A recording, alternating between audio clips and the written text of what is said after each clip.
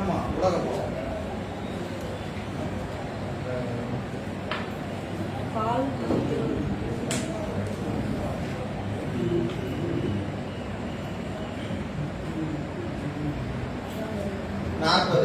இற்றைவரை இயங்கும் ஏதும் பழக்கம் இல்லாத வெற்றியிற்கு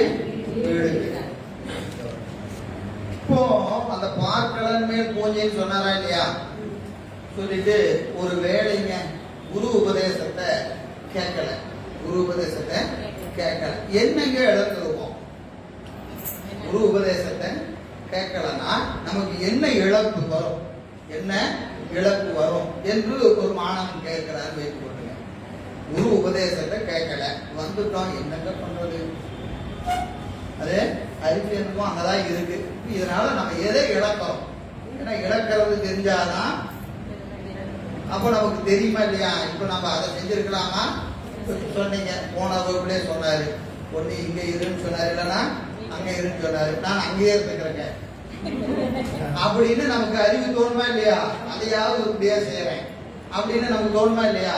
அப்போ அதை நம்ம அதனால முடிவு பண்ணணும்னா இங்க எதை இழக்கிறோம்னு தெரியணுமா இல்லையா? இங்க இழப்பது எதுவும் தெரியணுமா இல்லையா? அது அடுத்த பாட்டுல சொல்றாரு. இற்றை வரை இயங்கும், இற்றை வரை இயங்கும், அதாவது கேவல காலம் தொடங்கி, கேவல காலம் தொடங்கி இன்றளவும் இந்த நிமிடம் வரை இயைந்து நம்மோடு இயைந்து வருகிற அருள். அருள் எதை இப்ப வரல, எப்ப இருந்து வருது? என்னைக்கு நீ இருந்தையோ அன்னைக்கு நான், என்னைக்கு ஆன்மா என்ற ஒன்று இருந்ததோ அன்றிலிருந்தே ஆன்மாவுக்கு அருள் செய்கிற உபகாரம் தொடர்ந்து வந்து கொண்டிருக்கிறது. அதனால இன்றளவும் அப்படின்னு நேற்றும் சரி, இன்றும் சரி, நாளையும் சரி, நாளையும் சரி, அதுக்கு என்ன வேணும்? அருள் இயைந்தும், பிரிப்பின்றி, உயிரை விட்டு அருள் பிரிவதே இல்லை.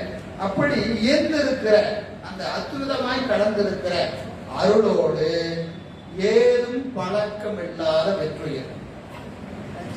உயிர் என்ன சொல்றாருங்க? வெற்றுயிர். வெற்றுயிர் என்னதுங்க?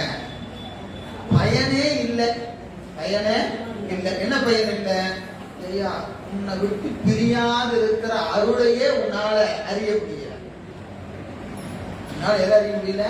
உன்னை விட்டு பிரிப்பின்றி உனக்கு உயிருக்குள்ள இருக்கிற அத்துவிதமா கலந்திருக்கிற உயிரையே உன்னால அறிய முடியவில்லை என்று சொன்னா நீ யாரு? வெற்றுயிர். எந்த ஒரு புண்ணியமும் இல்லை உன்னால, உன்னால ஒரு புண்ணியமும் இந்த வெற்றுயிருக்கு வீடு மிகை. வீடு என்னது? வீடு பேரு. வீடு பேரு உனக்கு கண்டிப்பா வேணுமா? எது? அருள் வேண்டுமா? நான் கேட்கலன்னா என்னங்க ஆயிர போகுது அப்படின்னு நீ ஒரு கேள்வி கேட்டீங்கன்னா உனக்கு வீடு வேற ஒண்ணு இல்லையா? அந்த இந்த வீட்டுக்கு போயிட்டீங்கன்னா அந்த வீடு கிடைக்காது. நான் இந்த வீட்லயே இருந்துக்கிறேங்க அப்படின்னா அந்த வீடு கிடைக்காது. அப்ப என்ன செய்யணும்? இந்த வீட்டை துச்சமா மதிச்சு அந்த வீட்டை நோக்கி பயணிக்கணும். அதை பயணிக்கிறது என்னதுங்க? குரு உபதேசத்தை பரப்பமைந்து கேட்க, பரப்பமைந்து கேட்கணும். கேட்கலன்னா வீடு உனக்கு மிகைத்த, வீடு உனக்கு மிகை என்று சொல்லி இந்த அதிகாரத்தை நிறைவு செய்கிறார்.